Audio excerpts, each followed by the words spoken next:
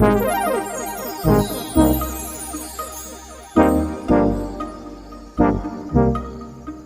about to party up in here. Oh yeah, yeah.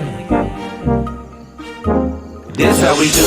You see we shining, we shining. You see the way that my time be blinding. Know what's the same, how I blow in my lane. No, not the same, cause the time be climbing. Hey, when it's this time to chop, man. We be on the yacht popping champagne. Yeah, I live on the road. I do what I do, not to live on the floor. And to live is the goal. But when you get here, then that living is bold. Cause when you get here, then you live by the code. And we chasing that dream, so we live in that mode. I mean, it'll never change. I done been through several pain. Chat with me now, cause there's more to a name. Take you a seat, this is behind the fame.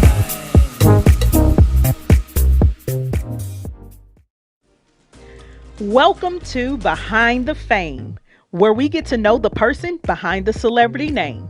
I'm your host, Lady J. Let's get to know today's guest a little better. Power couple Paul and Tiffany Nutall are the executive producers of the TV show Second Chance Saves Lives on Fox TV. After life on the run and being given a second chance himself, Paul decided it was time to give back, and his wife Tiffany joined that movement and was instrumental in taking Second Chance Saves Lives to the next level.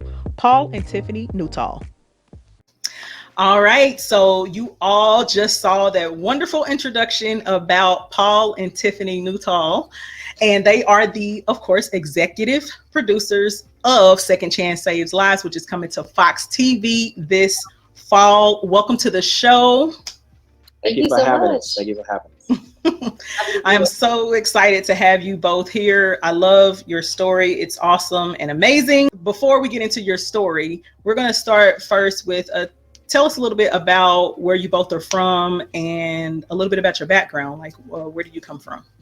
I'm originally born and raised in San Antonio, Texas. A little bit about my background. When I was small, growing up with a mother of 9 kids, we kind of separated. She separated 4 and left 5, and then 2 left, and it was just 3 of my brothers. I was an outstanding football player when I was at the Highlands High School. I was also renowned 3-time world kickboxing champion at the age of 21. I was a gang unit officer as well. During that time, my family just owned me, and then I went to Michigan, basically, for a boxing career. But growing up in the life of San Antonio, Texas, was a great thing. Being around people like Sean Elliott, Selena, singer Selena, and there's people like that was always around. I was really made it. That's part of the story. So we'll let my wife take this.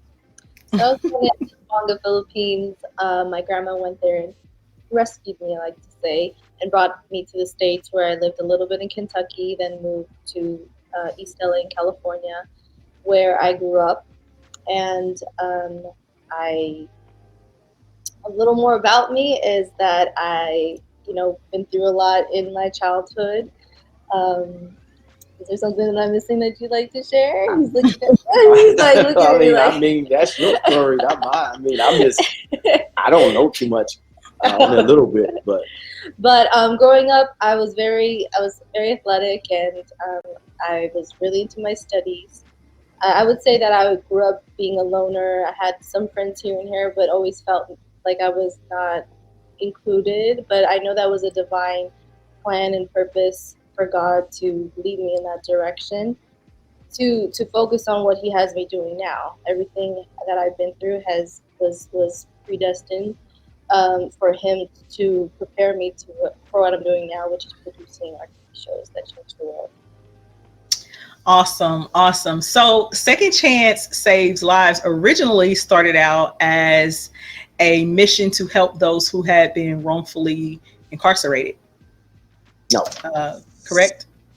No, incorrect. Second Chance Saves Lives was first started off with fallen celebrities. That's what. Okay. About. All right. When I met my wife, we was doing some shows like the reality show. We became best friends. She reached out to me. Let's get together. and she stated to me that I think we should change this. It's just not following celebrities that need second chances to be following. So, that being said, I changed the concept, and then it became Second Chance Saves Lives. Okay. All right. So, but this stemmed from your own personal story of being wrongfully convicted. So let's start there. So, Paul, Yes. you were wrongfully convicted for a crime that you did not commit. Correct. And so before we get into a little bit about how you kind of escaped, conviction at first, or being charged, or indicted or brought in to the courts, can you give us a little bit of background as to what led up to you being arrested in the first place?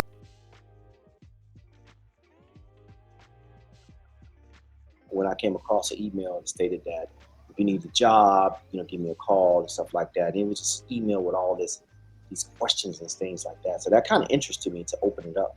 Once I opened that email up, it was a person from out of the country. I already knew it because the last name didn't match, the names. I figured that it was from Africa or something like that. Right. I responded and said I didn't need a job, anything like that. I'm okay. I told him what I was doing, and came back and says, hey, listen, I got some kids that I need you to teach boxing to, since you're a boxing instructor. Can you tell me more on that? And so I didn't really want to talk too much on the internet, but I told them that I can give you, a little example. I trained with Chris Bird, the heavyweight champion of the world. I helped him, prepared him actually for lead Van Holyfield for the IBF heavyweight championship. I was on the sparring partner. Also was a sparring partner for Hasim Rock. So he looked these individuals up, saw, that I was basically telling the truth, So he, so I have some kids, and this where the scam came. So I loved it. Like I said, at that point in time, I was at the juvenile home with the kids and things like that, counseling them, also teaching them boxing as well, and I was running the place. But at the same time, I just love kids, and so he put that in my. He knew where I worked at. So I also told him that as well. He asked me that if I want to train like 18, it was 18, 15 kids or something like that. And fortunately, I want to get paid for it before I go out of the country to train these kids in Nigeria, not knowing anything about the Nigerian scam, not knowing anything about Nigeria, period. Just knowing it's a great country. I stepped up to the plate and told him I would train these individuals, but I got to get paid a certain amount of money. So he offered that I will pay you $50,000 for these individuals. And I said, okay, I think I need more because, my time was valuable, basically going out there. Then at that time, they had so many diseases that was going on and stuff like that. And I need to take shots and all these things. So, and then getting my passport and all these things to get prepared to go to out of the country to train these kids, not knowing what I was getting myself into. Anybody can kidnap you and anything. I was thinking about all kinds of things that wasn't going to be correct. So, I signed some contracts with him. He's sending back and forth, and it looked like it was legit. They had the stamp, sealed, and things like that from the governor and all these things, like he said they had to have before they bring anybody across the country. I checked into it and found out that it was true. So what I did is I said, okay, well, I'll train these kids, but I need the money first. Half now and half when I get there. So to complete the whole check, and then it was $150,000, and I said, well, that's kind of too much, but maybe he want to add some more kids. I didn't really know, So I went to Citizens Bank, which is a Federal Reserve Bank.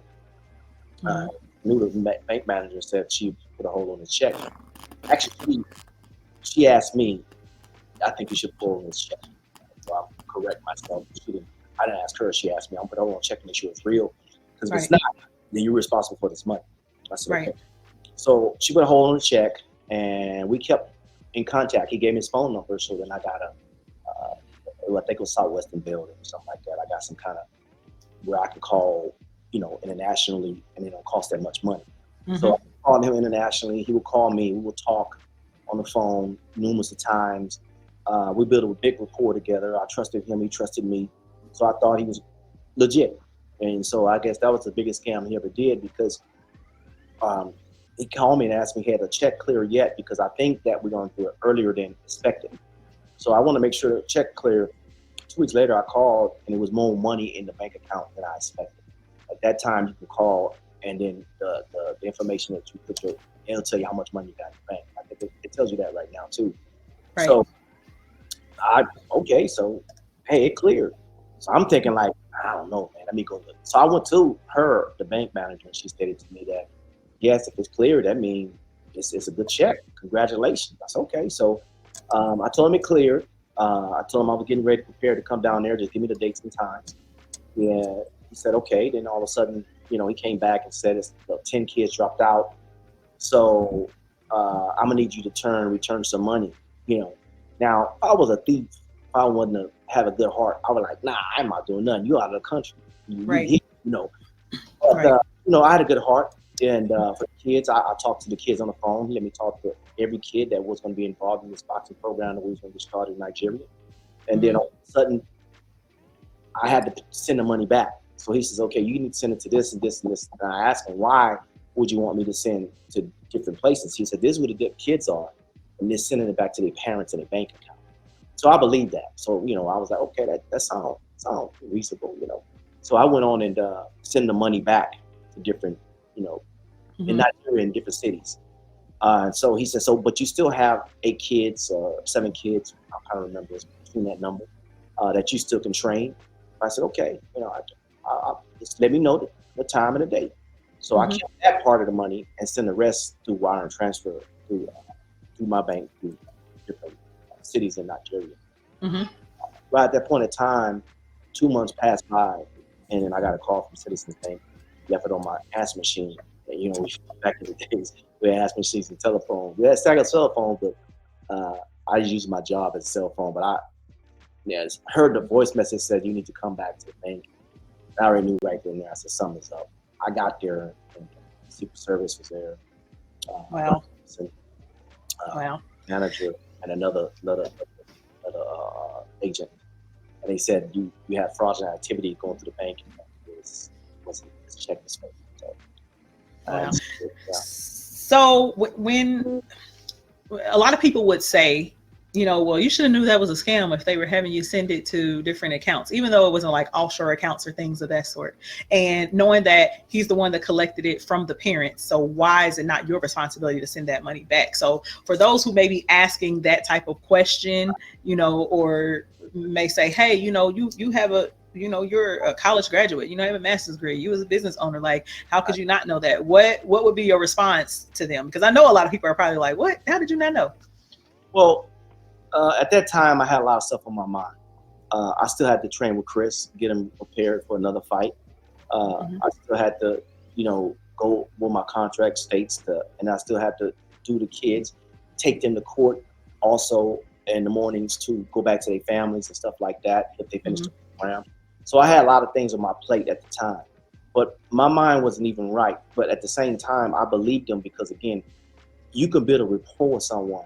But I would say watch out for signs like don't mess with other people out of the country unless you go to them and for a fact that these are business people that you can look up on the internet or something like that.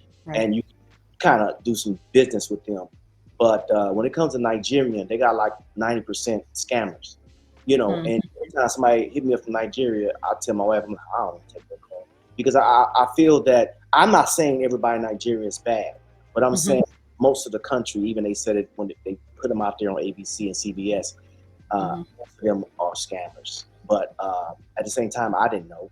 Again, I had a heart for kids. So I wanted to teach these kids boxing. And after talking to them, different names, I want to know the culture. I fell in love with it, Right. Exactly. Boxing, I trained Chris. Maybe they could say, hey, look, this guy he trained Chris, and they come to us, Right. Like inspirational to the kids, came out there to train them boxing that helped Chris Bird. I mean, everybody knew Chris Bird, he beat Evander Holyfield. Everybody knew him around the world. So he was a renowned champion. So, everybody knew Floyd Mayweather. They knew I was talking to Floyd, and I knew Floyd Mayweather. So at that time, I just wanted to be out there with these kids. A lot of kids, they have hope in the future. And so I felt that if I go out there with these individuals, they will respond to Americans and say, now, this person came out here and they trained me boxing. And I can just kind of learn the culture, you know, and kind of speak to them a little bit because I really didn't know too much about Nigeria. Right. So after that happened, you went on the run. Yeah, I took off. So tell us a little bit about why you chose to run from the feds, because I know a lot of people are like, "What you did? What? Like that's crazy! Like you know they're gonna find you," and because it's not like you were like this person on the 10 most wanted list or anything. But tell me, what was your thought process like? And I know that being a Black man in America had to play a role, especially when they did not take into account that, hey, like this man is, doesn't have a record, that he's not engaged in any other type of activity like this, and things of that sort. And just a lot of things were not taken into account. And so tell us a little bit about what was your mindset and what made you make that decision to go on the run, and what was that like? Well, first of all, I gave him everything he wanted. I gave him the Yahoo information. I gave him the phone number. I gave him everything he wanted for evidence. The mistake I made, I think I made a mistake. I wouldn't call it a mistake. Now I was too arrogant and cocky. Like I was young. I was like Mayweather, young, cocky, arrogant, where I can do no wrong and you can't tell me I did wrong at that time. I'm like, look, man, what degree do you got? I got 2 masters. What do you got? And so he took that into consideration, like, okay, I'm gonna get you on that one. Well, that's why, because you got solid red flags. But to answer your initial question, you just stated, I ran because I was a Black man and they did it purposely. Because even though when someone tells me something that's gonna make me upset, I'm not going to go tell a grand jury, won't you indict this man? I think he did it because he's Black. And I know that's what happened. Because the thing about it is the grand jury is not going to indict you. They would take 30 days or so much time. As soon as he took that report, he turned it in and they did it to the grand jury. It took him a year, 1 whole year to indict me. That's a long time for someone to indict me. Me going to court, doing that's a year. They had to say, hey man, what you think? What you think? What you think? Let's go ahead and do it. Right. He pissed me off. He's saying all this stuff and he a Black guy with education. So let's get him. Let's prove to these Black people that we still can arrest him. And then being a Black person that was involved from Nigeria and took the money, really made it worse. Right. So because they really couldn't do anything to the other guy because it's way outside of their jurisdiction. So they have to get somebody. Yeah. So I ran because I was very, very disappointed in the justice system at that time. And every cop I saw, I used them. I went down to McAllen and I made myself profitable, right? And I got like state troopers to be my bodyguards. I used them. McAllen police officers, I used them because I was upset, but I paid them. But I wanted to get up under them to see what they know, because the state is connected to the feds, is connected to, I already knew all the connections. And I knew if I had these people in my pocket, they would tell me stuff. So I was doing things for them that if they told on me, then they would get indicted because it was some things they done. I ain't gonna say it on here, but it was so much stuff going on in McAllen, Texas with these, Hispanics and stuff like that I knew everything. So I had them up under me. And they took me in like a brother and guarded me for life. But at the same time, they still came and got me. They came and got me. And when they came and got me, as soon as I walked out the door, the first thing I did is see these state troopers that was my bodyguards and this Hispanic police officer lady that I was dealing with as well. And they looking at me like, what the heck? Like, we didn't even know. But one of the guys, he looked at me and he shook his head like, yeah, I got you. He always called me boss. In the state, he called me boss. And so he was sad. And when they threw me on that hot car and it was hot, I said, hey man, it's hot in here. One guy came over there, cut the car on, and put the AC on for me. So how long were you on the run total? 2 years. 2 years, okay. That's quite some time to be on the run. No. Yeah, It's quite some time. You said I wasn't on the run that long. 2 years is a long time to be on the run from the. And to be clear, like during this time, like you had kids, like right, you had kids that you couldn't interact with, that you couldn't see, and things of that sort. So now let me ask you this, because I like asking the difficult questions. Or did it ever occur to you that, hey, me making this choice is affecting my children in a negative way? I'm not able to be in their life because of this choice that I'm making. Yeah, it affected me. I was very disappointed in myself, but I felt that if I didn't try to fight in some kind of way in my heart, that was a fighting tool for me to run and say, catch me if you can. You know, I'm gonna fight back. I ain't gonna just give myself up to you on a piece of bread because what you did to me was wrong. I'm gonna let you catch me. I'm gonna make it hard for you to catch me. I'm gonna get you to spend millions of dollars or whatever the state money or whatever the feds give you to try to catch me and help try to go over here and go over there. And I'm gonna trick you. I'm gonna use my education to trick you the way you tricked me. That was on my mind. At that time, again, I was arrogant. I wasn't thinking right. But if I just turn myself in, okay, I'm gonna turn myself in, then I'm giving something up that I really believe in. I believe in that I was innocent. So I'm gonna keep running until I'm gonna run until I go somewhere and prove my innocence to you guys. I'm not gonna let you just lock me up and put me in jail without proving myself. And then at that time, I was trying to get people to contact this individual. He called them back. We were trying to figure out where he was at to try to go to Nigeria. And, you know, I did a lot of things to try. That's something didn't come out. Let's just be honest. It's not fair. It's unbalanced when it comes to people of color. And so sometimes your only option is to, you know, be your own defense. So you have to get out there and do the work, you know what I'm saying? Do the research and be your own detective. Hey, so I totally understand that. So, so you were caught and went to court. So tell us what happened at that point. You had been on the run for 2 years. You weren't able to see your children. You were finally caught, and you had all the evidence that you needed as well to prove your innocence. So tell us what happened once they caught you and brought you into court. Well, first of all, when I was going to Brazil, and when I heard them helicopters and stuff come out, they put me in the car. He took me in, and he looked at me. He says, "You know who I am?" I said, "I know who you are." He said, "I'm Brian Gibson. I'm the person that you tried to hit and like you pushed me, you know." And I knew right then and there I was dealt with. I knew right then and there that he already had his strings attached and things like that. Because at the time, I still called Barack Obama administration, like I stated before, to get these people off me so I could prove my innocence. I was gonna hide in the closet, like, look, I want to talk to the president. I called them, and they answered the phone actually, and they talked to the Secret Service and told them what's going on, you know, and they kind of made it this little deal. And this guy like, I'm gonna come get you. I'm the main guy of the Secret Service. So he found me. And so they just brushed everything under the rug that I gave them. But they was trying, when I went to court, they was trying to give me all this time. You know, I didn't want to fight the justice system because I know if I fight them, they're gonna give me more time. So we plead for this much time. And then they try to go with my guidelines. So, you know, I was like, look, I'm not gonna let you do this to me again. I'm not gonna let you go with my guidelines and give me like 20 years for something I didn't do.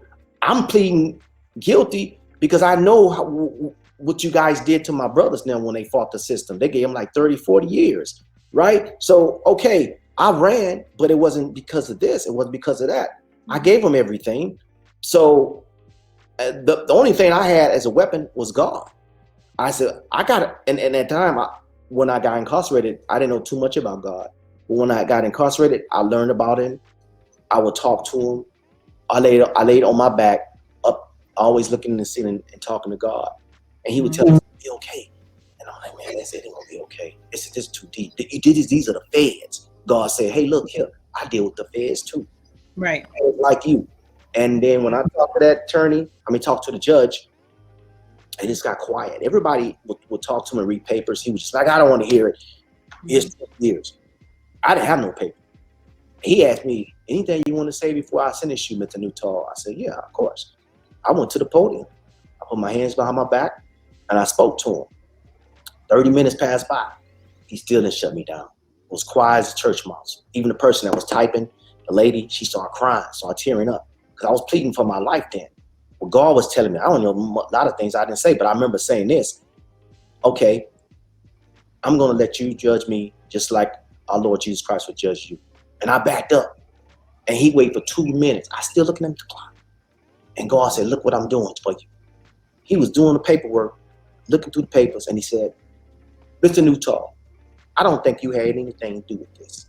So I'm going to drop 2 to 40 charges, and I'm going to release you today. And I turned around, I looked at my attorney, I said, nothing but God. Serious? Nothing but God. Hurry up, he changes. He told me that as he was looking through these papers, he saw that he dealt with me when I was a kid. I was 7 years, 8 years old. My mom sent me to a juvenile home, right? Because she said I was bad. But my brother, they kind of neglected me, so they wanted to give me away. So the juvenile department they didn't catch me. They put me in a home, and I did so good in this home. And at this time, this attorney was a state attorney. He was young, like 20, 21, 26, something like that. And he released me and said, "You're a good kid, and I'm just going to release you and let you go back home to your family." And I was so upset with that. I wanted to stay there with the kids that played with me. They was mixed, whites. That I loved them because my family neglected me. All I was going to do is go back home and get beat up. So and I went to the hallway with my bags, and I looked and I saw my mom. I didn't want to go back to her, and I said, "I'll be bad." And I broke the window, and I started crying because I didn't want to go back home. But that same judge released me. That same judge turned a federal judge, and he saw what happened, but he didn't tell me. He just That's nobody but God. Come full circle, full circle.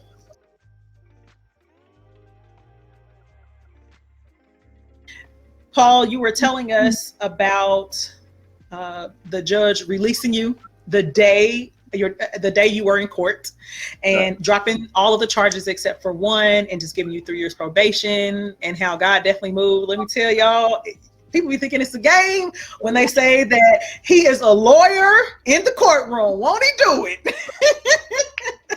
So he is definitely a lawyer in the courtroom, and he will definitely fight for you. So at this point, you know, you are trying to get your life back together. And I know in reading your story, you found yourself getting arrested again, but this time it was for child support, you know, not being able to pay, you know, child support, take care of your children and things of that sort. So I know that as a man, I know you were just probably like, come on, like really, it's one thing after another. So on the 2 years I was on the run, I couldn't pay it. Okay. On the 3 years I was on federal probation, I couldn't pay it. So you talk about almost 6 years that I couldn't pay child support for all these kids. So you were able to start getting your life back in order, you know, were you able to start developing a relationship with your kids and things of that sort? Well, no, not at the time. I still didn't have a relationship with my kids because they got grown. And then They kind of each have a story. I always had one, Dominique, but when I was incarcerated, times like that, she didn't call me right. But when I got out there, I need something that was different. You know, I was there, I was before. But on the other hand, the other kids, you know, I didn't build a rapport with them as yet because I wasn't there for them. So, you know, I got back on my feet. I had $300 to my name. I had called somebody and asked them if I can switch my probation to Texas, because I wanted to go back to Texas and get it back started. Then they knew I was a boxer and stuff like that. They know what happened to Chris Burr. So I signed a contract with Fit Aid, it's drink, sports drink. And so I was getting like $3,000 every 2 weeks or something like that. So that kind of put me, you know, I was saving it. And then from there, I was like, look, I want to get transferred to Hollywood. Because I knew when I got there, it was going to be a wrap. I knew I was going to get something started. And that's when I started seeing all these stars, and they started talking about, hey, the man with the black hat is buying up Hollywood, you know? So I had a pimp hat, black hat, you know, like New Edition, all the time. And so I started seeing all these individuals like Shanice, Flex, you know, Miguel, Jackie, and everybody just collaborated with me, you know? Tiffany, tell us a little bit about how you both met, and how did you align yourself with his movement, and because you took this movement to a whole nother level. So you know, that's what wives are for, to be a helpmeet. You have the vision and she has the means to make it happen. Right. So talk a little bit about how you all met, and how, what made you decide to fall in line with his vision, and how did that align with what you were trying to do? So when Paul first reached out to me, as he stated, he was in the process of trying to get a reality show together, which I think was his first reality show he was trying to do. And so once I was actually just joining a pageant at that time when he reached out to me. He said he was putting something together, and of course I'm always open as an entrepreneur to, I don't close down doors before God closes them for me. So I was open, and so while I was going through the pageant, the reality show did not start until after my pageant had ended. And so once we got started on that, a lot of drama with the girls happened, a lot of jealousy and envy, and a lot of trying attempts of framing was happening, unfortunately. But the show fell through because one of the girls who was starting the drama, she happened to have something on her record. So because we had filmed everything, it was just dropped. That's when Paul started sharing about Second Chance. You know, I was helping fallen celebrities. And in my mind, I was saying, well, why weren't you doing this to begin with? You know, helping people over a reality show, in my mind. And so I asked him to have dinner. I wanted to talk to him about something very important. And so I shared with him that we should help everybody, and not just the fallen celebrities. Because everyone is struggling and everyone needs a helping hand and everyone needs a second chance. And so that's how I felt. And from then on, we moved on to film our pilot episode of our Second Chance. We didn't change it to Second Chance Saves Lives yet until we got to San Antonio, Texas. And then we moved to then our relationship grew as business partners, friends first, business partners. We got to know each other a lot quicker than most relationships because we were working together. Right. And so that grew. He began liking me, would joke around and say, will you marry me? And I said, no, Paul, we're just friends. 4 times. And then so God started intervening in our relationship, because I was completely blocking off all attempts, all signs from God he was sending me. And so I'm going to just share a story. I started to search for answers of who would be my husband at the time. He was praying for a wife. I was praying for a husband. And so I called a medium, a love medium, and she said that my husband would be a Leo and I would be married sometime in the end of the year. And my heart dropped because Leo was Paul. And that was so close for me, marriage in the end of the year. Like, I'm just looking for my husband. Like, I was like, she's wrong. I call another lady. She's a completely different lady. And she tells me the same thing. She sees marriage with a Leo, but it would never work unless a third party was always involved. And I was just like, third party. And that goes into some spiritual side, which we can get into, and it will come out in the future. But there was a third party. It's not a third person, if anyone's thinking that. It was a third party that was interfering. It was really a spirit. They were feeling the spirit trying to break us apart, because God knew if he put us together, we would really create something. And of course, the enemy, for those who are spiritual, that's their main job, to stop it. So that was, to sum it up, the third party that they were both referring to. And so fast forward, I finally knew that God was telling me through other more spiritual events. It wasn't just those two.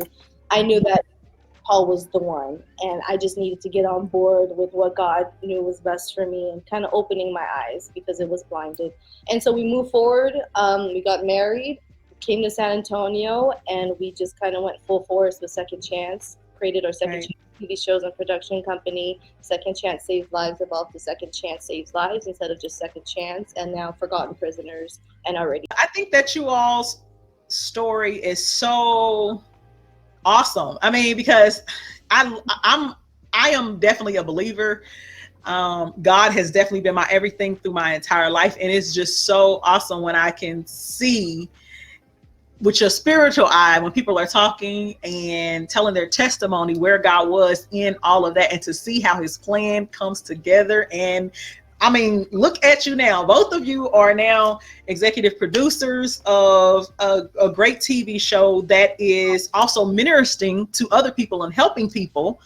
And it's coming to a major network. Like, so, and I say this all the time, that, you know, you two are definitely what people call a power couple, but a lot of people consider power couples a couple who just, you know, has a lot of money, they own a business and things of that sort. But to me, if you don't have God and you cannot move mountains and overcome things without the word of God, or speaking a word, fasting and praying, you have no power. Without him, you don't have any power. So yes, I absolutely love it. So now that you all are you've done your pilot show, you have been accepted to, you know, air this on Fox TV. So tell us first, before you get into that, tell us what lessons can you share with the viewers that you took away from your experiences? Because I'm pretty sure outside of your individual experiences and your challenges with building this company, there's also been some challenges together, I'm pretty sure, in your relationship, marriage, and things of that sort. So just tell the viewers a little bit about some of the lessons that you learned along this journey, and what it's like to now be actually living out your purpose and your dream, and really the purpose that God had for the both of you.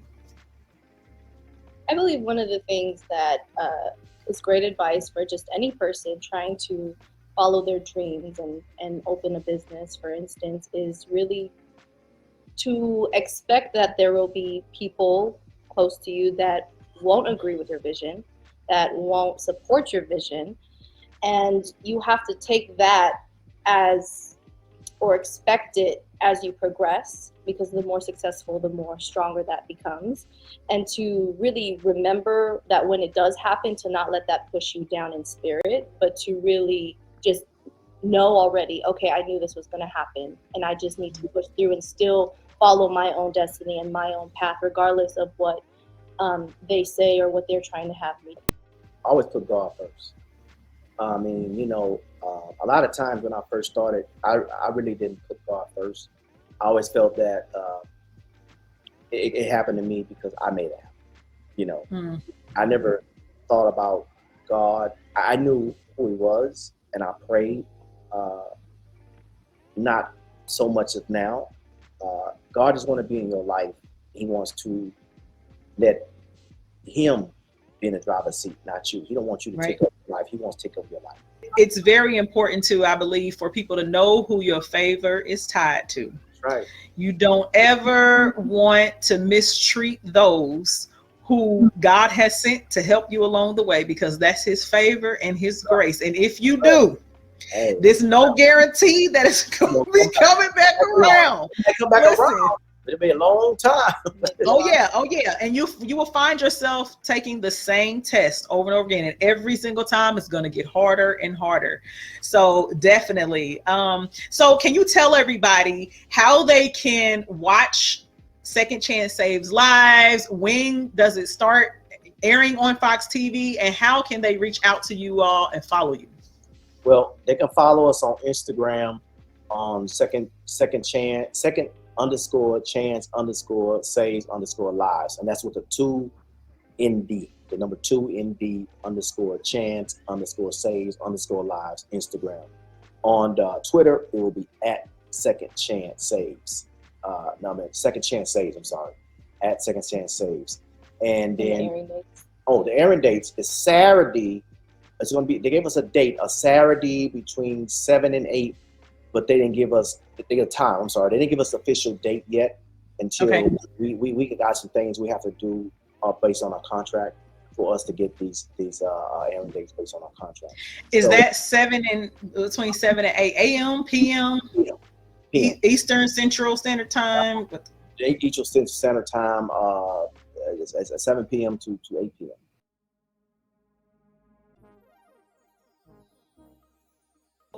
Thank you again so much for being my guest. I really, really appreciate it. I've enjoyed this time with you both, and I'm pretty sure our listeners and viewers have as well. Thank you for joining me and my amazing guest today. Remember, there's more to a celebrity's name than fame. Until next time.